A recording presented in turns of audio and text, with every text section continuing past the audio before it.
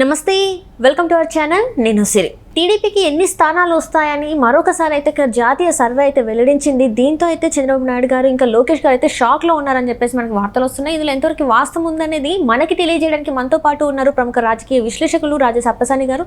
నమస్కారం sir. Sir, ఇప్పుడు చూస్తుంటే జాతీయ సర్వే ఒకటి కూడా మళ్ళీ ఏంటంటే ఈసారి టీడీపీకి ఎన్ని స్థానాలు వస్తాయనేది అయితే తేల్చి చెప్పేసింది. దీంతో షాక్లో ఉన్నారు చంద్రబాబు నాయుడు గారు అని, లోకేష్ గారు అని చెప్పేసి వార్తలు వస్తున్నాయి. అంటే అది వాళ్ళకి ప్లస్ అయినందుకు షాక్లో ఉన్నారా, లేకపోతే మైనస్ అవుతుందని భయంలో షాక్లో ఉన్నారు? అసలు ఇప్పుడు చంద్రబాబు నాయుడు గారు ఆయన జీవితంలో 28 సంవత్సరాలకి ఎమ్మెల్యేగా ఎన్నికైన నాయకుడు. అబ్బా. 1978లో వెంకటేశ్వర యూనివర్సిటీ విద్యార్థి సంఘ నాయకుడిగా ఉన్న చంద్రబాబు నాయుడు గారిని ఆ రోజు ఇందిరాగాంధీ గారి నాయకత్వంలో ఉన్న కాంగ్రెస్ పార్టీ గుర్తించి ఒక విద్యార్థి నాయకుడికి ఆయనకి చంద్రగిరి టికెట్ ఇస్తే విద్యార్థి నాయకుడిగా ఉండి ఎమ్మెల్యేగా ఎన్నికయ్యి బీయింగ్ బ్యాచులర్ ఆయన మంత్రి కూడా అయ్యారు. మంత్రిగా ఉన్న చంద్రబాబు నాయుడు గారికి ఎన్టీ రామారావు గారు అమ్మాయిని ఇచ్చారు. కాబట్టి రాజకీయాల్లో చంద్రబాబు నాయుడు గారు చాలా హైట్స్ చూశారు, చాలా లోలు చూశారు. ఆయన ఏదో ఒక జాతీయ సంస్థ ఆయనకు అనుకూలంగా ఒక సర్వే ఫలితాలు విడుదల చేశారనో, ఆయనకి ప్రతికూలంగా ఇంకేదో సంస్థ ఒక సర్వే ఫలితాలు విడుదల చేశారని చెప్పనో పొంగిపోయే వ్యక్తిత్వం ఆయనది కాదు, కుంగిపోయే నైజం ఆయనది కాదు. ఆ స్థితప్రజ్ఞత ఏ రోజో సాధించారు ఆయన. అదే సందర్భంలో తెలుగుదేశం పార్టీ కూడా 1982 మార్చి 29వ తారీఖు ఎన్టీ రామారావు గారి ద్వారా ఆవిర్భావం జరిగిన తెలుగుదేశం పార్టీ మొన్న మార్చి 29కి 42 సంవత్సరాల సుదీర్ఘ ప్రస్థానం పూర్తి చేసుకుంది. తెలుగుదేశం పార్టీ చరిత్రలో ఇప్పుడు ఎదుర్కొన్న అసెంబ్లీ ఎన్నికలు 10వ అసెంబ్లీ ఎన్నికలు. ఇంత సుదీర్ఘ ప్రస్థానం ఉన్న తెలుగుదేశం పార్టీ కూడా ఇప్పటి వరకు ఎదుర్కొన్న 9 అసెంబ్లీ ఎన్నికల్లో, అంటే ఇప్పుడు 10వ ఎన్నికల ఫలితాలు ఇంకా రావాల్సి ఉంది. ఇప్పటి వరకు ఎదుర్కొన్న 9 అసెంబ్లీ ఎన్నికల్లో 5 సార్లు నెగ్గింది, 4 సార్లు ఓటమి చెందింది. అంటే తెలుగుదేశం పార్టీ కూడా ఉద్దానము చూసింది, పతనము చూసింది. అందువల్ల ప్రజా తీర్పుని, ప్రజాభిప్రాయాన్ని మన్నించటము తెలుసు, గౌరవించటము తెలుసు, వినయంగా స్వీకరించటము తెలుసు, భయపడకుండా సవాళ్ళని ఎదుర్కోవటము తెలుసు తెలుగుదేశం పార్టీకి. ఇటువంటి పరిస్థితుల్లో ఇప్పుడు వెలువడుతున్న సర్వే ఫలితాలు, అది జాతీయ స్థాయిలో అయినా రాష్ట్ర స్థాయిలో అయినా, వివిధ బృందాల ఎగ్జిట్ పోల్ ఫలితాలు, ఎన్నికలకు ముందు విడుదల చేసిన సర్వే ఫలితాలు, అంటే ఇక్కడ కొన్ని క్రెడిబిలిటీ కలిగిన సంస్థల గురించి మాట్లాడుకుందాం మనం. సర్వే ఫలితాల పేరిట చలామణి అవుతున్న చాలా సంస్థలు అవి అసలు ఎప్పుడు ఎక్కడ పుట్టాయో, ఎక్కడ వాటి ఎగ్జిస్టెన్స్ ఉందో, వాటి ఆఫీస్ ఎక్కడుందో, వాటి సిబ్బంది ఎక్కడున్నారో, వాటిని నిర్వహిస్తుంది ఎవరో చాలామందికి తెలియదు. మనం ఇవాళ సోషల్ మీడియాలో రోజుకొక సర్వే ఫలితం పేరిట చాలా వార్తలు చలామణి అవటం వింటూ ఉన్నాం. వీటిని అన్నింటినీ మనం పరిగణలోకి తీసుకోవసరం. కానీ సుదీర్ఘ అనుభవము, పరిజ్ఞానము ఉన్న సీజన్డ్ మీడియా సంస్థలకు సంబంధించిన చాలా సర్వే సంస్థలు ఎన్నికలకు ముందు సర్వే ఫలితాలు విడుదల చేసినాయి. ఎన్నికల తర్వాత జూన్ 1వ తారీఖు రోజు పార్లమెంట్ ఎన్నికల చివరి ఘట్టం ఎన్నిక పూర్తయ్యే వరకు ఎగ్జిట్ పోల్స్ విడుదల చేయకూడదు అని చెప్పిన ఆంక్షలు ఉన్న నేపథ్యంలో అధికారికంగా ఏ సంస్థ ఎగ్జిట్ పోల్ ఫలితాలను అయితే విడుదల చేయదు. కానీ కొంతమంది వ్యక్తులు వారి అభిప్రాయాన్ని తెలియజేస్తూ ఉన్నారు. ఆ తెలియజేస్తున్న దాంట్లో భాగంగానే రీసెంట్గా రాజ్దీప్ సర్దేశాయ్ తను వెలువరించిన అభిప్రాయం చూసాం. ఎన్డీఏ కూటమిలో ఉన్న మిగిలిన రాజకీయ పక్షాల కన్నా కూడా ఆంధ్రప్రదేశ్ రాష్ట్రంలో తెలుగుదేశం పార్టీ, జనసేన కూటమి చాలా మంచి ఫలితాలు నమోదు చేయబోతుంది మిగిలిన రాజకీయ పక్షాలతో పోల్చి చూసుకున్నప్పుడు అని కూడా చెప్పడం జరిగింది. తర్వాత యోగేంద్ర యాదవ్ గారు వారు నిన్న ప్రసంగిస్తూ కూడా తెలుగుదేశం పార్టీ ఒకటే 15 పార్లమెంటు స్థానాలు నెగ్గడానికి ఆస్కారం ఉంది అని చెప్పడం జరిగింది. అంటే తెలుగుదేశం పార్టీ పోటీ చేసింది ఎన్ని? 17 సీట్లలోనే. అవుట్ ఆఫ్ 17 15 సీట్లు నెగ్గపోవటం అని అంటే చాలా మంచి ఫలితాలు నమోదు చేయటం కదా. అదే సందర్భంలో కూటమిలో మిగిలిన పక్షాలైన భారతీయ జనతా పార్టీ, జనసేన వారు ఇంకొక 8 స్థానాల్లో పోటీ చేస్తున్నారు. ఖచ్చితంగా అందులో కూడా ఇంకొక 5-6 స్థానాలు నెగటానికి ఆస్కారం ఉండుంటుంది. అప్పుడు కూటమి 20 స్థానాలు పైగా నమోదు చేస్తున్నట్టుగా వార్తలు వస్తున్నాయి. ఇక్కడ నాకు తెలిసిన ఒక credible and confidential information,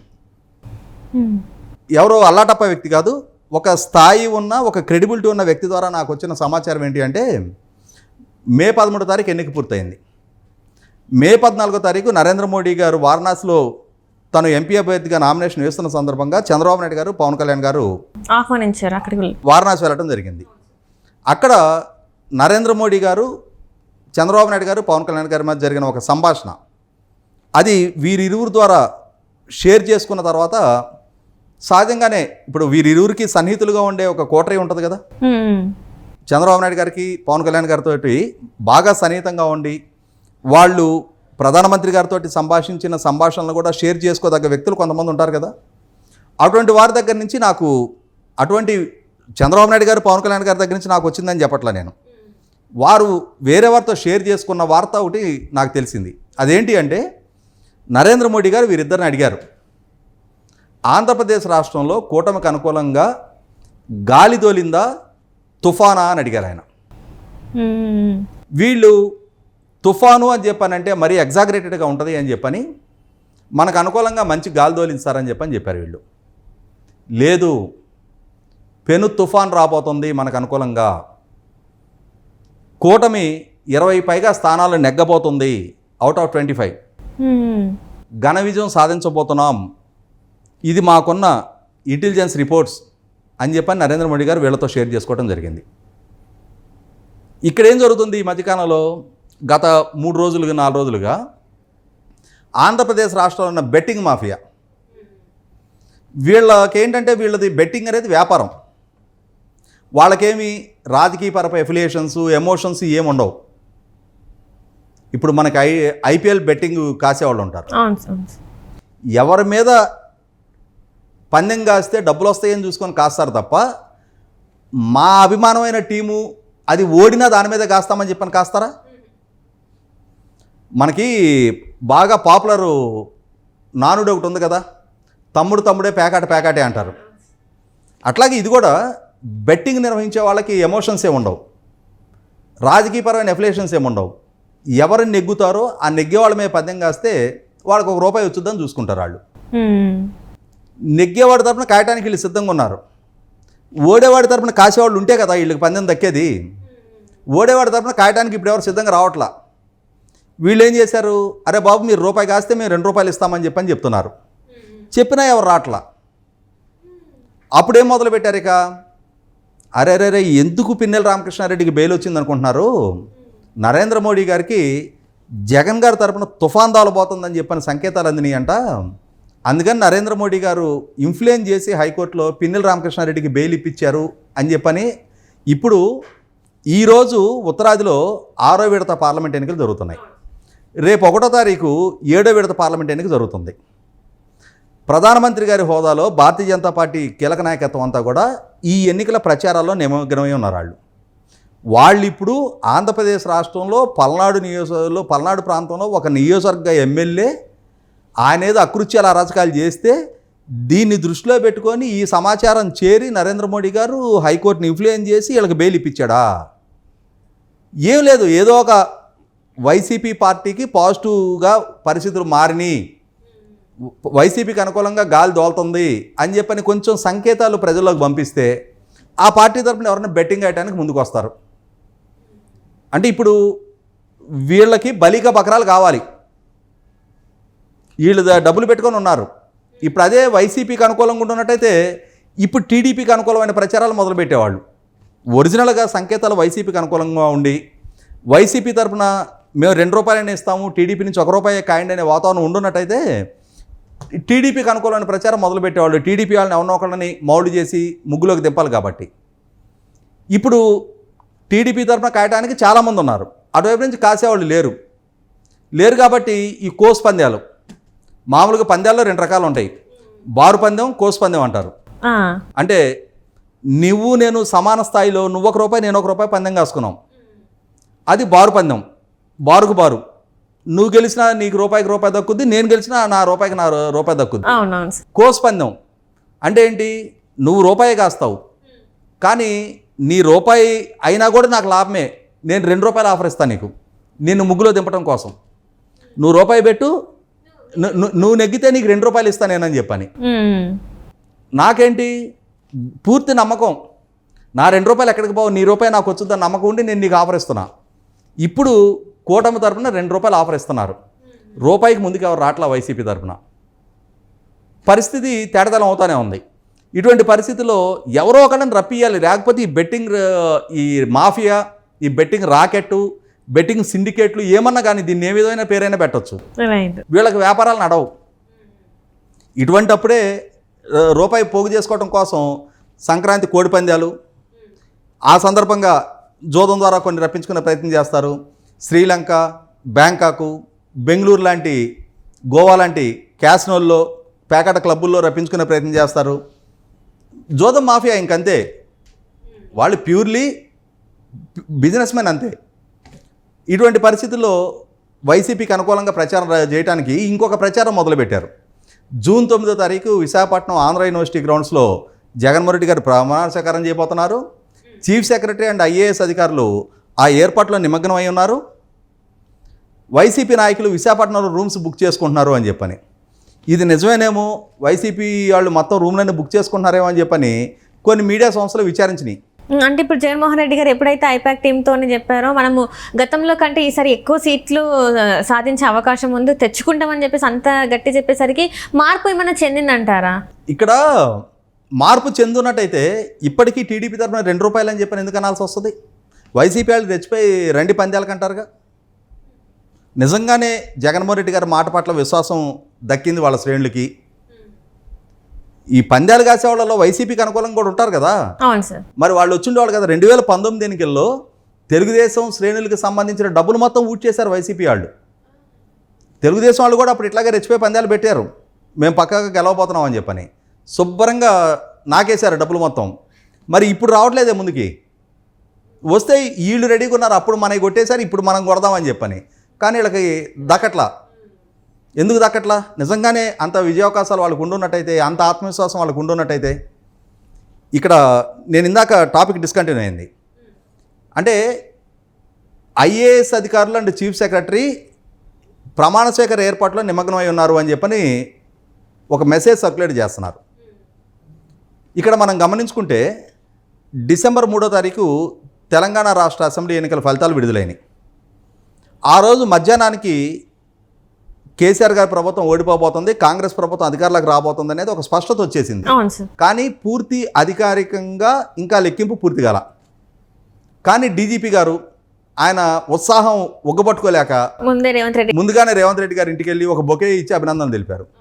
election commission ఇంకా కోడ్ ఆఫ్ కండక్ట్ అమల్లో ఉండగానే, ఇంకా స్పష్టత రాకముందే నువ్వెట్లా వెళ్ళి ఆయన అభినందిస్తావని చెప్పి నేను సస్పెండ్ చేసింది. ఇది ఆంధ్రప్రదేశ్కి కూడా వర్తించుద్ది కదా. కోడ్ ఆఫ్ కండక్ట్ అమల్లో ఉంది, 4వ తారీఖు లెక్కింపు అవ్వాలి. ఆ లెక్కింపులో నిజంగానే జగన్మోహన్ రెడ్డి గారు గెలవాలి. ఆ గెలిచిన తర్వాత ఆయన శాసనసభా పక్షం ఆయన నాయకుడిగా ఎన్నుకోవాలి. ఆ ఎన్నుకున్న తర్వాత ఆయన వెళ్ళి గవర్నర్ గారిని కలిసి లెటర్ ఇవ్వాలి. గవర్నర్ గారు ఆయన్ని ప్రభుత్వం ఏర్పాటు చేయమని ఆహ్వానించాలి. అప్పుడు ప్రమాణ స్వీకారానికి సంబంధించిన ఏర్పాట్లు అధికార వ్యవస్థ చేయాలి. ఈ ప్రాసెస్ ఏం జరగకుండానే ముందుగానే ఐఏఎస్ అధికారులు చీఫ్ సెక్రటరీ వెళ్ళి విశాఖపట్నంలో ప్రమాణ స్వీకార ఏర్పాట్లు చేస్తారా? సాధ్యమేనాది? సాంకేతికంగా అసలు వాళ్ళ మెడకాళ్ళు ఉచ్చు బిగించుకుంటారా?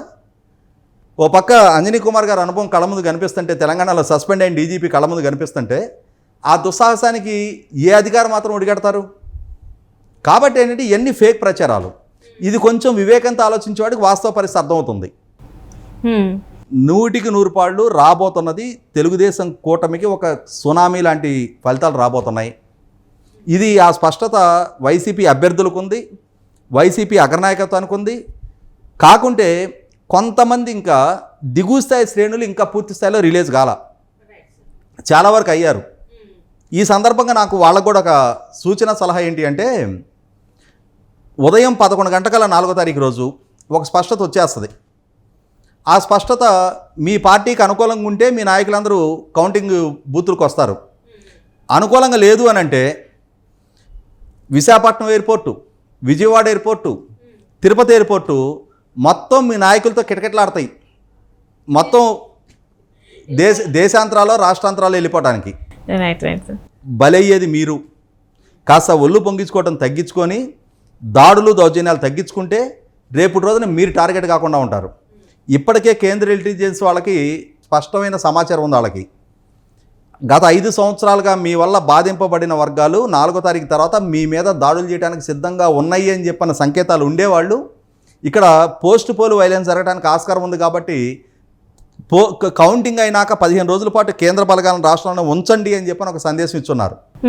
అవును సార్. కాబట్టి ప్రమాదం ముంచుకొచ్చేది మీకే.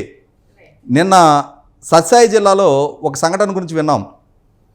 ఒక గ్రామంలో పంచాయతీ ద్వారా నిర్వహించబడుతున్న మంచినీళ్ళ ప్లాంటు తెలుగుదేశం వారు మంచినీళ్ళు పట్టుకోవడానికి వెళ్తే తెలుగుదేశం వాళ్ళకి మంచినీళ్ళు ఇవ్వు అని చెప్పని దాన్ని ప్రశ్నించిన ఆ కుటుంబం మీద దాడి చేసి గాయపరిచారు. ఇటువంటి దుందుడుకు చర్యలు, అమానవీయ చర్యలు కట్టిపెట్టండి. అన్ని రోజులు ఒకేలాగా ఉండవు. పరిస్థితులు, పరిణామాలు మారుతున్నాయి. గుర్తెరిగితే మీకే క్షేమం. లేదు అనంటే ఈరోజు మీరు చేసే దాడులు రేపటి రోజున మీ మీద జరగడానికి కూడా ఆస్కారం ఉంది. ఆలోచించుకోండి. Right sir. Right sir. Right. Thank you so much sir.